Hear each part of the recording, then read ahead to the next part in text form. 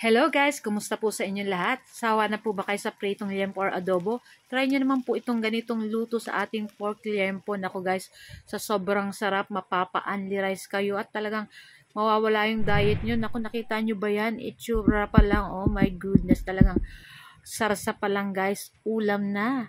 So tara na guys at samahan niyo po ako magluto and enjoy watching na rin po. So ayan na yung ating pork liempo dyan na hinugasan na natin yan syempre ng maayos at naglagay tayo dyan ng calamansi juice at syempre lalagyan natin yan ng soy sauce or ng ating toyo at yan imimix lang natin yan, ibabad lang natin yan ng mga 30 minutes to 1 hour para manuot yung lasa niya dyan sa ating pork. For the meantime, mag-slice tayo nitong ating potatong hinugasan. So hindi na natin tinanggalan yung balat para nandyan pa rin yung sustansya. O, di ba, char? So, ayun na nga, after nyan, guys, magpainit na tayo ng kawal at maglagay na tayo ng mantika at i-fry na natin yung ating potato dyan. Ayan. Mamaya ilalahok po natin yan dyan sa ating pork liempo. Ayan. So, papa-brown-brown lang natin yan side to side. Lutuin lang natin yung ating potato dyan. At pag nag-brown-brown na yan, guys, pwede nyo na rin po yung hanguin or ahunin. Ayan, ano ba yon? Tagalog ba yon or Bicol? So, ayan na nga at lutot, nag-brown na yan. So, ayan, pwede nyo na pong ahunin yan.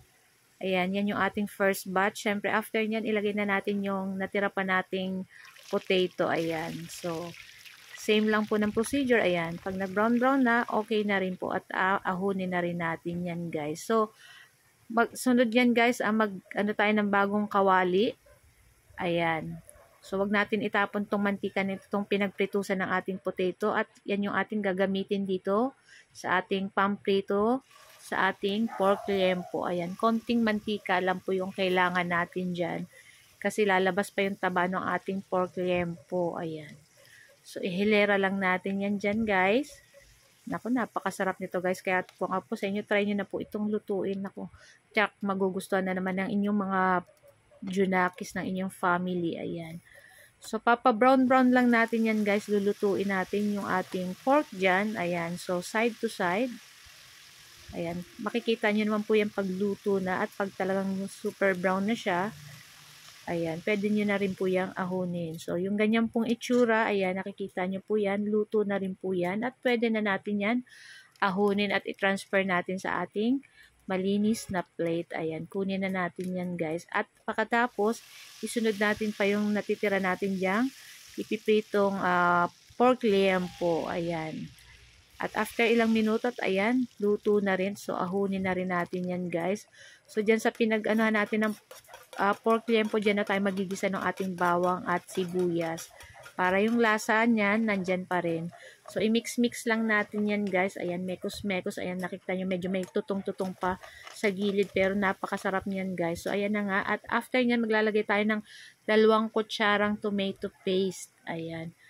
Isa to sa pampasarap sa ating niluluto. Ayan. So, halu-haluin lang natin. At yung ating binabada ng pork liempo, ayan, ilagay na rin natin. At naglagay ako ng 2 teaspoon na sugar at paminta. At i-mix na rin natin yan, guys. Naglagay akong konting tubig. At ayan yung ating 2 tablespoon na liver spread. Ayan.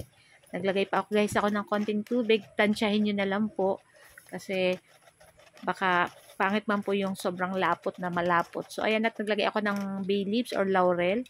After nyan, guys, ayan, nilagay na natin dyan yung ating pig fry na pork liempo. Ayan, guys. At ayan na nga, nakita nyo ba? Yan ako, super yummy nito, guys. Talaga nagustuhan na naman ang aking 3 sons. Kaya, guys, ito lang ang aming video today.